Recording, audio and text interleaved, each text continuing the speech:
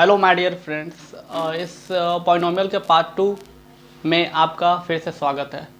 हम लोग इस वीडियो में बात करेंगे पॉलिनोमियल्स के जो zeros and coefficient of polynomial उसके बीच क्या रिलेशन है एंड कैसे उसको जस्टिफाई करते हैं उसके बारे में, फैक्टराइज करके जीरोज़ कैसे फाइंड करते हैं उसके बारे में बात करेंगे एंड रिलेशन कैसे उसको सब्स्टिट्यूट करते हैं एंड क्या होता है उन सबको डिस्कस करेंगे इस पार्ट में। Relation between zeros and coefficient of quadratic polynomial।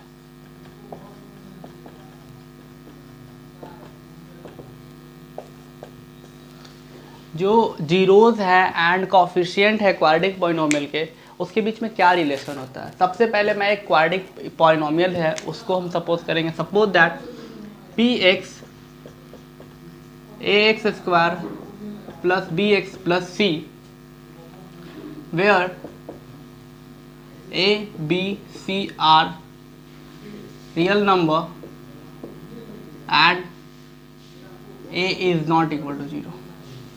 यहाँ पे इस पॉलिनोमियल में इस तरीके का एक्सप्रेशन है a x square plus b x plus c, where a b c are real number and a is not equal to zero.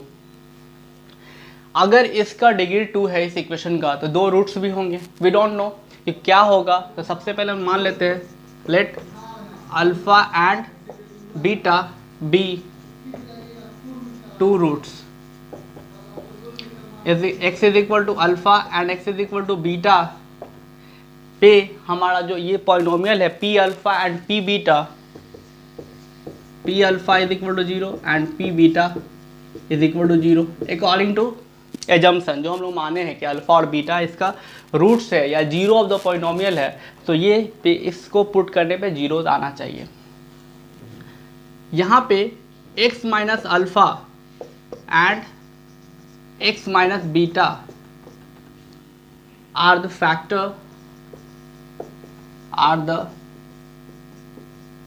Factor of px। ये px का फैक्टर है। अगर इससे डिवाइड किया जाए इस फंक्शन को तो वो रिमाइंडर उसका ज़ीरो आएगा, कुछ आएगा नहीं। तो ये हमारा जो रिमाइंडर थ्योरम, फैक्टर थ्योरम था और रिमाइंडर थ्योरम था क्लास 9th में, वहाँ हम लोग ये चीज़ पढ़े थे एंड डिस्कस भी किए होंगे, आप देखे होंगे।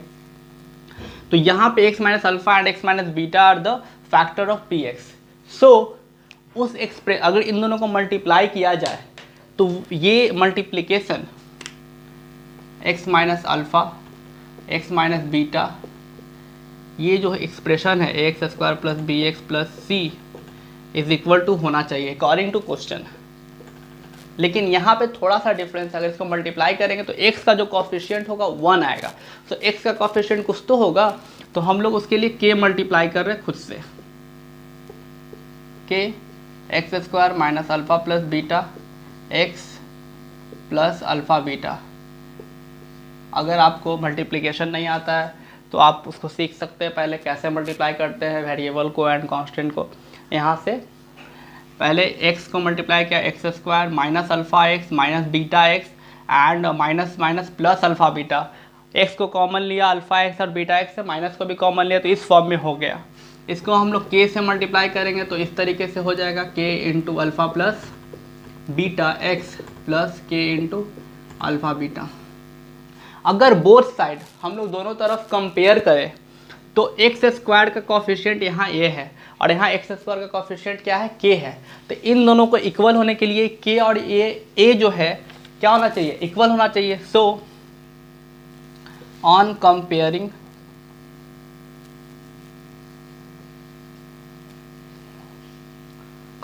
On both side of like power of x, k is equal to क्या मिला हमें, a मिला। यहाँ पे minus k alpha plus beta is equal to क्या मिला मुझे, b मिला। और k alpha beta is equal to क्या मिला हमें, सी मिला। यहाँ पे के ए है तो इसका वैल्यू अगर इसमें पुट कर दें तो हमारा अल्फ़ा प्लस बीटा क्या हो जाएगा, माइनस बी बाई ए। ये माइनस है क्या होगा, नीचे चला जाएगा, और माइनस नीचे लिखे या ऊपर लिखे, डिनोमिनेटर के साथ लिखे या न्यूमिनेटर के साथ लिखे, कुछ फर्क नहीं पड़ता, वो सेम है। तो minus b by a, alpha plus beta क्या आ गया हमारा, बी बाई ए। और यहाँ आ जाएगा हमारा अल्फ़ा इंटू बीटा क्या हो जाएगा, के का वैल्यू क्या था, ए, तो सी बाई ए। तो हमारा दो रिलेशन आया कि अगर दोनों रूट्स को जोड़ा जाए तो alpha plus beta is equal to minus b by a, alpha into beta is equal to c by a. तो sum of zero is equal to minus b by a. इसको हम लोग फिर से लिखेंगे थोड़ा,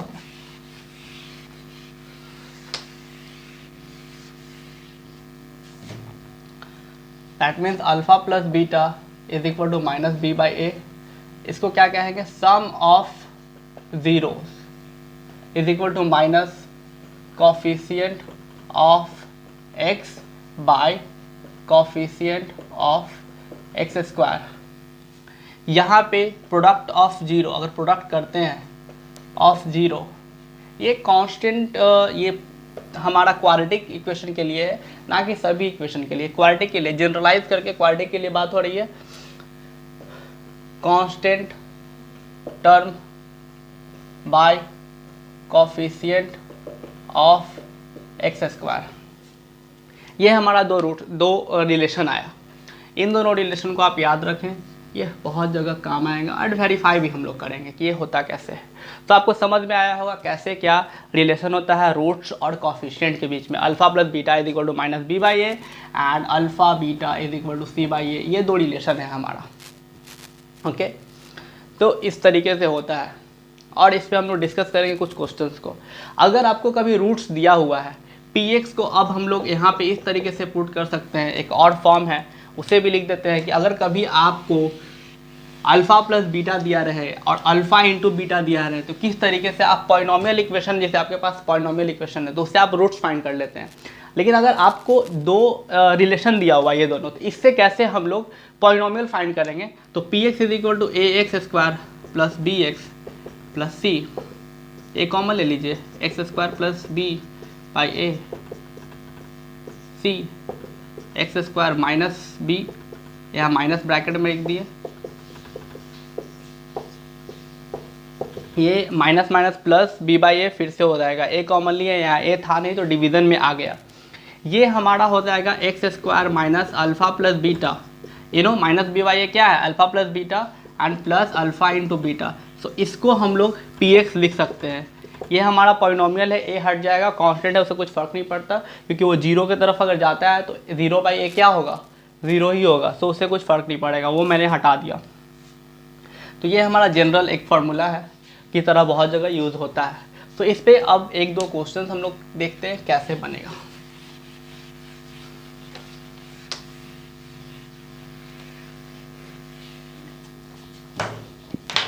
एक क्वेश्चन है हमारे पास, 2x square f x is equal to 2x square minus plus 5x minus 12।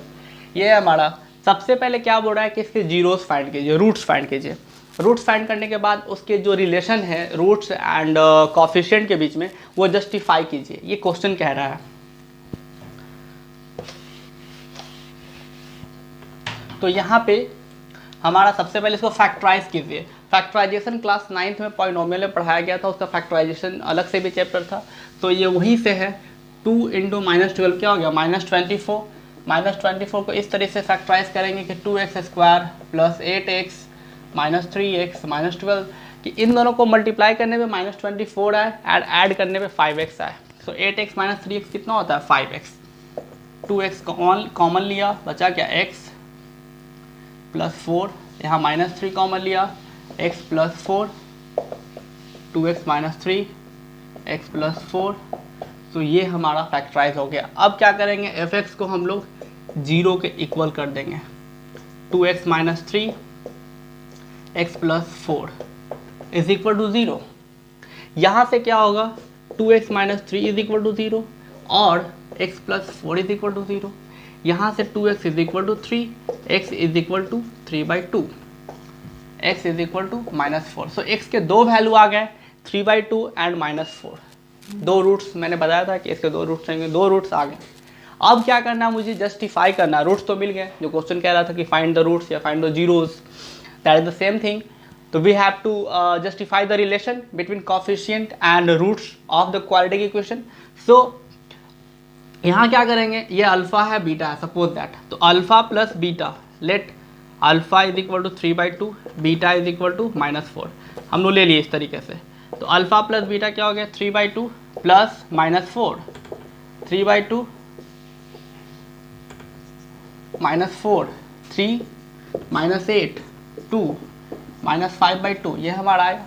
अब देखिए आप, -5 क्या है, बी यहाँ ए क्या था 2 है, बी क्या है -5 है, और सी क्या है -12 है, बी है हमारा 5।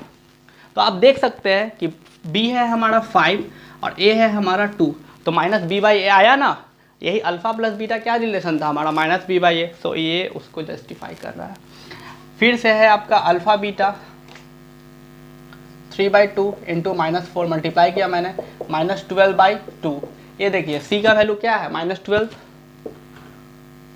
और 2 है ए, तो अल्फा इंटू बीटा भी क्या आ गया, c/a। तो इससे पता चलता है कि ये हमारा सही है, गलत नहीं है।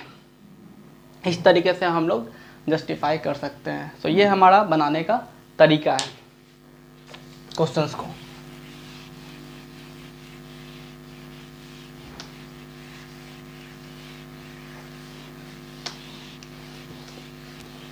एक और क्वेश्चन को डिस्कस करते हैं हम लोग।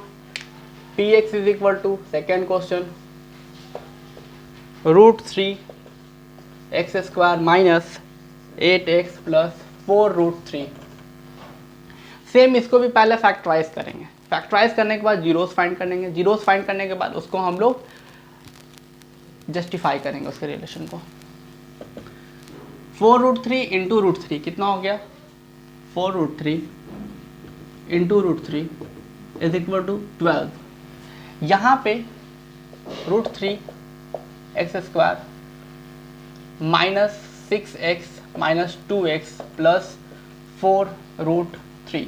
अगर आप इन दोनों को मल्टीप्लाई करें तो क्या आएगा, -12 आएगा। अगर इन दोनों को ऐड करें तो क्या आएगा, -8x आएगा। सो यहाँ पे कोई प्रॉब्लम नहीं है। अब कॉमन लेना है, √3 कॉमन ले सकते हैं, और कॉमन क्या ले सकते हैं, √3 कॉमन लिया, एक x कॉमन लिया, बचा ब्रैकेट में क्या, x माइनस 2√3, इधर से कॉमन लिया -2, यहाँ क्या बचा x माइनस 2√3।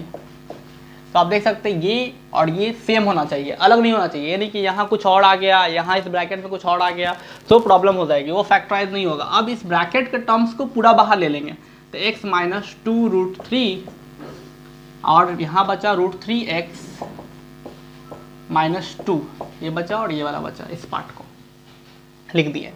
नाउ px को हम लोग 0 के इक्वल करेंगे, यहाँ से x माइनस 2√3 और √3x minus 2 is equal to 0, x minus 2√3 is equal to 0 हो गया।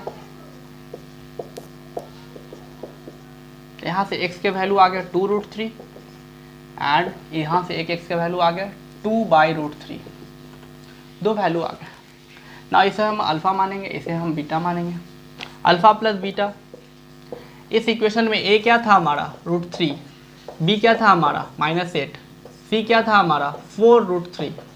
ये हमारा था a b c का वैल्यू। a x² के कोफिशिएंट को बोलते हैं और यहाँ b इस x के कोफिशिएंट को बोलते हैं और c हमारा कांस्टेंट टर्म को बोलते हैं। अल्फ़ा प्लस बीटा हमारा 2√3 प्लस 2/√3, एलसीएम लेंगे √3, तो 2√3 इंटू √3 हो जाएगा 3 × 6 प्लस 2 8/√3। यहाँ माइनस नहीं है, रिलेशन में जानते हैं कि हम लोग -b/a होता है, तो हम इसको लिख सकते हैं माइनस माइनस 2 बार माइनस माइनस, फिर से क्या हो जाएगा प्लस, -8 क्या है हमारा b है और √3 क्या है हमारा a, तो -b/a का फॉर्म आ गया। इसमें कोई प्रॉब्लम होना नहीं चाहिए। अल्फ़ा प्लस बीटा a ना आता है, तो हम लोग फर्स्ट रिलेशन जस्टिफाई हो गया। फिर होता है अल्फ़ा इंटू बीटा, 2√3 इंटू 2/√3 हो जाएगा, 2 to the 4 √3/√3, 4√3 क्या है हमारा c, ये क्या है हमारा a, तो अल्फ़ा बीटा भी हमारा C/A आ गया। आई थिंक यहाँ तक आपको कोई प्रॉब्लम होनी नहीं चाहिए। सो आपको इसमें समझ में आया होगा ये किस तरीके से हम लोग जीरोस फाइंड करते हैं, किस तरीके से हम लोग फैक्टराइज करते हैं, किस तरीके से हम लोग रिलेशन को जस्टिफाई करते हैं। इन सब चीज़ों को आप कर सकते हैं, बहुत टफ नहीं है ये, ठीक है। आप करेंगे आपको खुद ब खुद समझ में आएगा कि कैसे ये होता है। मैं आपके लिए एक क्वेश्चन छोड़ के जाता हूँ, आप उसको जस्टिफाई करना। कुछ प्रॉब्लम है तो you can ask me in a comment section.